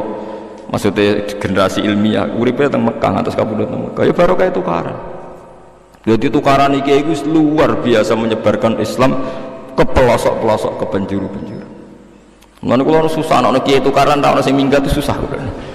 Wah itu mesti upak-upak nang kono. Ya contohno sapa sing barokah tukaran apik tok ndi-ndi. Wong didu mbek mertuane barokah tukaran mantune minggat kok mandiri dadi apike. Dadi setan itu banyak yang gagal ning zaman apa? Ning zaman akhir. Niku nyata tenan. Desa ndi-ndi niku angger konflik ya ini pindah desa ya tetep gawe masjid utawa gawe musala utawa gawe pondok. Mergo setan tau dinyak pangeran. Wis ngene tan, kowe tak usir ke swarga, kowe njaluk apa tak turuti. Saya hanya minta satu hal. Gini ku la uhuyannahum nabu ajmain, semua anak Adam mau saya sesatkan. Terus semalaatiyannahum min baini aidihim. Terus wa min khalfihim wa an aymanihim wa an syama'ilihim. Jadi setan itu pas perjanjian mbek pangeran pokoknya kula godho Gusti saking sisi depan, sisi belakang, sisi kanan, sisi kiri. Jadi pangeran tak wis tan. Pun Gusti, wis tenan pun. Kowe janji lho pun nggih. Nah, kowe ana sisi loro sing ora kowe ra mbok sebut yaiku dhuwur apa iso. Wis kadung perjanjiane dene wangsane wis kondang. Selagine kawulaku ditawanduk mbok dosane gedhe kaya apa nganti sundul langit angger gelem istighfar tak sepuro. Piye-piye jek ana ngisor ana dhuwur. Wong dosane kawulaku ra tok aku wae. Kena kala kaya apa kan gak ana pengaruhe bagi pangeran. Wapok setan. Lah nek ana wong maksiat bariku istighfar setan nangis cek bejane kowe bar maksiat cek iso disepuro aku wis kadung redes. Mulane ulama nek istighfar kadang guyu iku ora kok guyu sombong guyu setan mergo setan nangis wae. Dadi kan istighfar yo nangise separo guyune napa separo. Nangis iku yo ngiling-ilingan akeh maksiat tenan. Guyu saking syukure ning rahmate Allah barokah istighfar. Di sepuro pangeran iso nangisno napa setan. Jadi setan kegoblokan iku goblok. Lah nek ngaji kula niki ikhlas setan lah ya ora krungu. Mane tak jamin iki aman. Kowe paham nek mergo setan niku ora iso ngrungokno tiyang napa ikhlas. Inna ibadi laisa laka alaihim sultan. Ibad kaulaku sing ikhlas iku setan ora roh.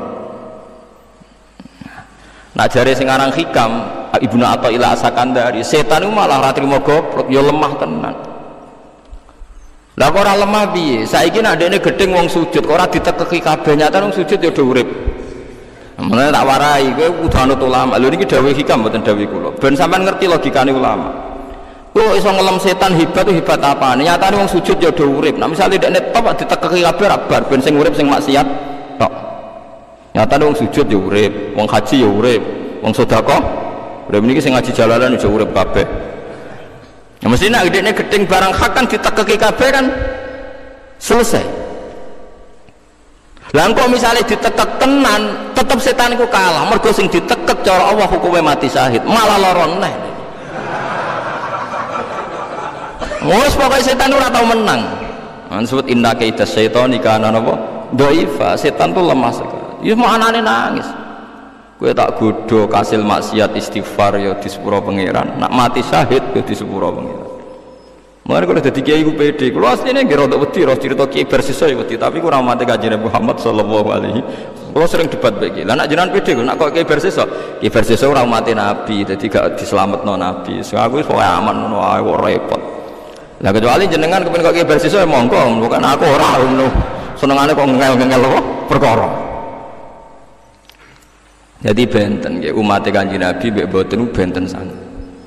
Mergo umat Nabi dijamin wa anna lamasna samaa fawajadnaha muliat harusan sadidau wa syuhub. Sausé Kanjeng Nabi Muhammad sallallahu alaihi wasallam lahir iku setan wis ranti kekuatan. Riyen ndek kekuatan iso ngakses langit. Sausé Kanjeng Nabi lahir langit itu tertutup kangge napa setan. Ini mungkin disebut innahum anisam inna lama zul. Jadi orang no setan kecuali yang ngarepe munggah diantem lintang, pokoknya orang iso. Ya intine mboten saged. Kalau ngerasakno tenan aja. Ya ora rasane dadi ulama. Kabeh ulama ku tau mukasafah ketemu setan. Mbok pira kadare tau. Kula wis tau, mulane pede. Sampeyan rong tau to? Nah, kancane awor dadi ora roh. Kan akrab. Mbah pira kadare semua ulama itu mesti nate ketemu setan. Semua ono sing suwi, ono sing cepet. Ya Abdul Qadir masyhur itu ketika beliau anyaran dadi wali kan faidan nurun adu afis sama ketika ono nur terus ngaku pangeran ya Abdul Qadir aku pangeranem saiki wis bebas oleh maksiat. Jadi pura-pura jadi Tuhan gak hebat tapi setan pura-pura. Terus Abdul Qadir tahu kalau itu setan terus dipisoi ikhsa ya lain oh dasar jancuk kowe mesti setan. Mulane kula sering miso, dhisik wali-wali ya miso biasa. Cuma tepat sasaran ngono tok bedane dibedane. Lah aku rada keliru mergo tak pisoi Mustafa misalnya kan. Nah, tak jare ya biasa do miso iku ya biasa. Ikhsa iku wis. Nabi Ibrahim nate miso wong ufil lakum wa lima ta'buduna min dunillah. Oh jancuk kowe pengurang ufil itu mana to? Jancuk. Ya bedane Nabi tepat napa? Sasaran. Mpun ngoten. Terus setan itu yang umatnya Nabi ku lemah sekali, sangat-sangat lemah.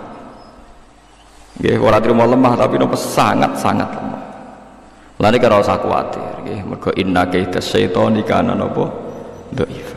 Jadi setan itu saiki ning umatnya Nabi ku wis sangat lemah. Terus setan itu ora duwe akses ning langit. Niku nggih nyata. Niku nggih nyata. Ibnu Wasik niku seorang ulama besar niku nate miyos saking masjid terus ketemu setan. Kamu tahu saya siapa? Karena dia wali tahu kamu setan. Ada apa? Wiridan yang Anda baca tadi jangan ajarkan ke manusia. Kompensasinya saya tidak akan goda kamu saat anak turun. Padahal orang tak goda aku berarti selamat kan timbul bobo swarga. Ibnu Wasik sempat tertarik kan tawaran itu menarik. Wah, ora digodho setan nganti anak putu kan aman. Bareng diangen-angen tapi aku nak nurut dekne rak berarti wis nurut setan. Akhirnya balik ke masjid. Balik ke masjid. Waya muridia. Hei murid-muridku kabeh sing ngarepno aku. Mulane diarani murid itu muridus sufiyah. Artinya kata-kata murid itu wong sing ngarepno guru. Mulane diarani apa? Murid. Terus sing menunjukkan dalan jenenge mursyid. Mulane ana murid ana mursyid. Terus bahasa Jawa dadi murid ngono ae. Wae murid iku wong sing karep pengen iso iku jenenge murid. Kamu semua saya ajarkan wiridan ini harus kamu baca. Terus dari setan itu balik kanan, yo gara-gara iku kowe iso ngalahno aku. Jadi setiap yang diinginkan setan dilawan. Nah, mulane misalnya kowe kepengin tahajud kok nemen-nemen kira-kira kok nafsu ya dikurangi. Misalnya kepengin 10 kok nafsu ya seloro wae. Tidak aku pengen turu tenanan gue tahajud. Jadi orang ulama itu gawe perlawanan setan. Aku pengen tahajud tenan ya aja. Nak pengen turu tenan aja. Pokoknya kepengen banget itu aja. Jadi angel jadi ulama enak kaya kowe mesti alami urip. Jadi mergo nglawan apa? Nglawan apa? Setan. Angger kepengen banget itu biasanya setan.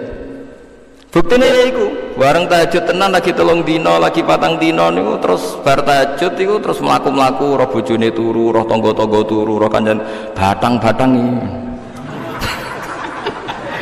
Lah iya tahajud ora rakaat mesti ditampa ae ngomentari wong liya napa? Batang-batang iki bengi deng lekor, dal wae rahmat turun. Lah kowe malah wae rahmat turun pah-poh ngomong ngono.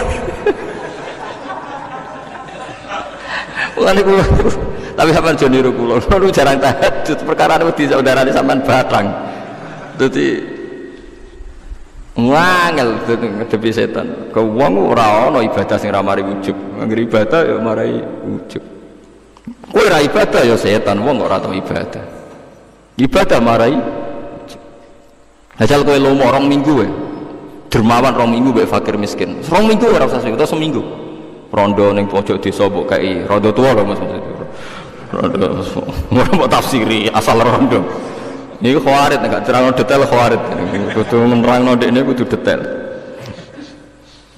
ana fakir miskin mbok kei 10.000 ana sing 20.000 100.000 seminggu wae bariku ra wong sugih nggo mobil ana wong sugih buka tokone terus pulau sugih ra peduli fakir miskin dal lagi seminggu yang lalu ya sama seperti mereka gak peduli fakir miskin.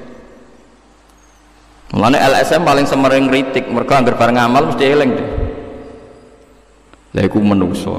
Ngamal seminggu wae giye-gere makan kurban berminggu. Berminggu-minggu.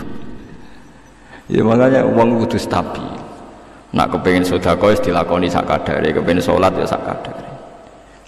Ya cuma nak pas salat fardhu wae sing karuan fardhu ain cocok ra cocok hadirno Allah Subhanahu wa taala. Iku wae eling tenan. Assalamu alayka ayyuhan nabiyyu wa rahmatullahi wa barakatuh. Kowe eling tenan nak salam kanggo Kanjeng Nabi. Kaya-kaya Kanjeng Nabi hadir di depan Anda. Mulane nganggo kaf khitab. Assalamu alayka. Sekolah nak salat itu makmum eling tenan. Terus bariku assalamu alayna wa ala ibadillahis sholihin. Gusti salam kangge kula lan tiyang sedanten sak donya sing saleh. Kowe eling nak sujud ning gone Yogya iku wong Papua ya ana sing sujud, wong Timur Tengah ya ana sing napa? Sujud. Wong sak donya sing sujud ku kathah eling nak sing sujud ora ketok assalamu alayna wa ala ibadillahis sholihin. Mergi jeng ben niku nak pas teng mahsyar Kanjeng Nabi jejer pangeran, jejer Jibril. Tenggene riwayat Sayyid Ali bin Husain niku kula gadah riwayat saking kitab Fathul Bari. Soben acara teng ara-ara mahsyar ku acara prosedure jemben niku Allah Kanjeng Nabi Jibril niku usule Kanjeng Nabi namung setunggal niku kula figura teng gene kantor kula niku figura niku teng kitab Fathul Bari teng bab syafaat niku Nabi namung matur pangeran ya Rabbi ibaduka abaduka fi atrofil ardi Gusti kawulane jenengan ku kathah sanget sing nyembah jenengan fi atrofil ardi ning pojok-pojoke napa kata sakniki teng Papua mriku kula di santri uripe teng Papua niku nggih salat nggih gawe pesantren bakal kula di santri gobloke ra karuan zaman pondok niku teng tengah Kalimantan derek ilegal loge niku yo karyawane yo ilegal nganti sakniki mun ketangkap polisi napa dereng ora roh tapi tiap nyurati kula nurian dereng enten telepon Gus kula niku hidup di tengah hutan majikan kula pokoke jare wong akeh jenenge ilegal logging. Aku lho niku wong melarat Gus dadi ora roh iku resmi ra resmi kok butuhe kerja niku kula wong melarat. Nggih jan nate ngaji kula lami. Niku nak Jumat iku nyuwun Jumatan Gus padahal tiange namung 16. Dijak dhuwur gak gelem. Wong Jumat kok dhuwur. Padahal cara mazhab Syafi'i nak rong 40 ora gak oleh Jumatan. Wonge lagi 16. Ya tak omong nggih Jumatane sing tanggung jawab. Ki kula intikal mazhab nek mazhab Maliki Hambali Jumatan mboten kedah tiyang pinten 40. Pokoke wong akeh 12 ta 6 pokoke aja loro mergo rong Jumat. Jumat itu wong napa? Akeh. Mergo dijak salat dhuwur ora gelem, alasane Jumat-Jumat kok. Sakake. Ngoten nggih musala keng kayu ranting-ranting. Kok angger kayu teng mriku wis entek pindah malih. Dadi musala diangkat-angkat ya tetep elek gini berat kiri elek semua ngono ora tau untuk salam tempel nguripe nang kono pemenang ana pilkada ya ora tau untuk tapi kuwi nyembah pangeran nggih nyembah pangeran lha iku sok ben sing diiringi Kanjeng Nabi Muhammad sallallahu alaihi wasallam kita nyembah pangeran nang Jawa iku penak ana sing salam tempel ketemu pejabat dihormati ana sing nyucup barang semua enak lah dadi kiai itu mriki lha wong kudu eling ngoten niku iku mergo setan iku kalah. Wong wis ditakdir melarat ben putus asa jebule nang tengah Kalimantan ijek napa sujud. Kok sing tukang nyolong kayu ngering nang pangeran istighfar. Kadang nyolongno nggo masjid. Panitia masjid ku anggar kayu larang-larang sing tukang ilegal gen kula mawon mbah murah. Maksudnya gen kula murah ya mergo rontok. Ya rontok iku wae. Rontok Spanyol iku wae rontok. Mulane akhir basul masail. Gimana hukumnya nyolong kayu hutan? Ki ini rawani jawab. Muni haram iku ya kadang masjid disumbang kayu ngene iku. Muni halal nglawan apa? Negara. Biasanya terus pesen, "Aja bakas, Cung." Ayo masjid di sing ora tau nganggo ilegal logging ben roh raine. Sak Indonesia. Kok kadang wong niku ya kepengin ngamal. Wangel. Ya wis ngono pengiran. Prasetan tambah loro tekan sing nyolong ya kok kepen apik maksudnya balene setan tekan sing nyolong ya kok kepengen ana mahasiswa lanang pacaran ambek cah wedok Kristen Wah yo elek wis pacaran jek non muslim. Ngono ku niate yo ngislamno. Kadang kasil, ora lara setane. Oh kadang kasil tenan, kula bolak-balik ngawekno bocah sing mualaf. Yo kasil Islam tenan. Pacarane yo dosa tenan. Bareng kasil Islam ra setane waduh, ini ngamal sing gak terhingga. Kalah meneh kan setane. Paham?